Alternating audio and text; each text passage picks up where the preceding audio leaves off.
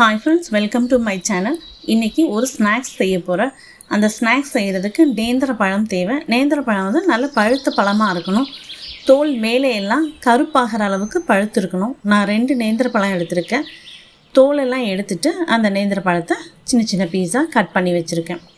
Stove on பண்ணி கடாயை வச்சுட்டு 2 டீஸ்பூன் நெய் ஊற்றிருக்கேன்.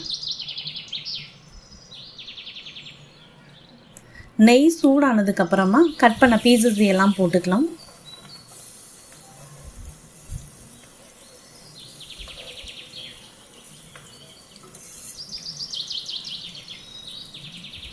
இந்த நெய்யிலேயே இந்த பழத்தை நல்லா வதக்கிக்கணும். பழம் நல்லா பழுத்து இருந்துச்சுன்னா சீக்கிரமாக வதங்கிடும், மசிக்கிறதுக்கும் ஈஸியாக இருக்கும். நேந்திர பழம் இல்லைன்னா பச்சை பழம் எடுத்துக்கலாம். பச்சை பழம் வந்து ரொம்ப கனிஞ்ச பழமாக இல்லாமல் பழுத்த பழமாக இருந்தால் போதும்.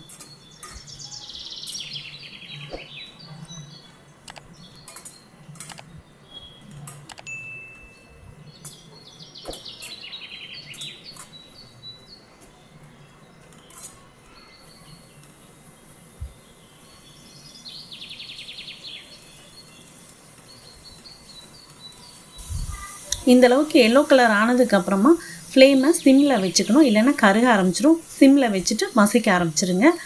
இது முழுசாக மசிச்சு விட்டுறணும்.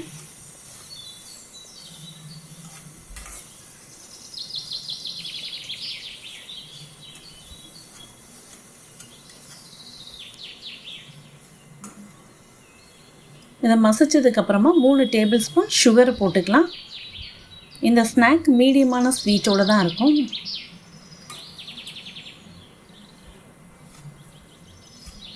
சுகர் நல்லா கரையிற அளவுக்கு கலந்து விட்டுக்கணும்.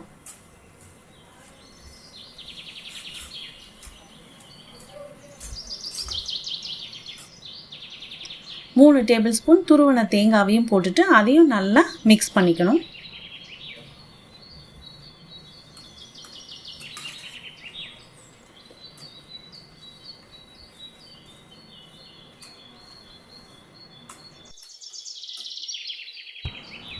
இப்போது ரவையை போட்டுக்கலாம். முதல்ல கொஞ்சம் ரவையை போட்டுட்டு நல்லா கலந்து விட்டுக்கணும். இந்த மிக்சர் சப்பாத்தி மாவு பதத்துக்கு இருக்கணும். உருண்டை உருட்டும்போது கையில் பிசு பிசுப்பாக ஒட்டக்கூடாது. அப்படி ஒட்டுற மாதிரி இருந்துச்சுன்னா திரும்பவும் கொஞ்சம் ரவையை போட்டு நல்லா கலந்துக்கணும். இதெல்லாம் செய்யும்போது ஃப்ளேமை சிம்மில் வச்சுக்கோங்க. நான் கொஞ்சம் ரவையை எக்ஸ்ட்ராவாக போடுறேன், பிசு பிசுப்பாக இருக்கிறதுனால. கடைசியாக கொஞ்சம் ஏலக்காய் தூளை போட்டுட்டு ஸ்டவ்வை ஆஃப் பண்ணிவிட்டு ஆற வச்சுட்டு உருண்டைகளாக பிடிச்சிக்கணும். எண்ணெய் வந்து மீடியமாக சூடானா போதும். ஃப்ளேமும் ஃபுல்லாக மீடியமாகவே வச்சுருங்க. இப்போ எல்லா உருண்டைகளையும் போட்டுக்கலாம்.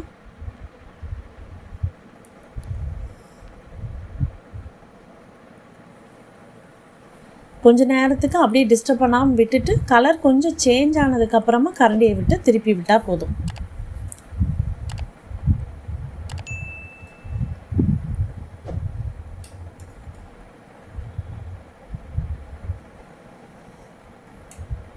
இதில் ரவை போட்டிருக்கிறதால மேலே கிறிஸ்பாகவும் உள்ளே சாஃப்டாகவும் இருக்கும்.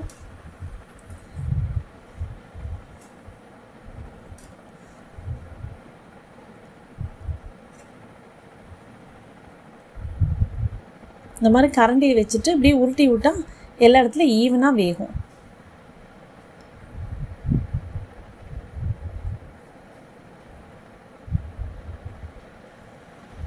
இந்தளவு கோல்டன் ப்ரௌன் ஆனதும் ஸ்டவ் ஆஃப் பண்ணி உருண்டைகளை எல்லாம் எடுத்துடலாம். இதை நீங்களும் ட்ரை பண்ணி பாருங்கள். தேங்க்ஸ் ஃபார் வாட்சிங். Like and subscribe my channel.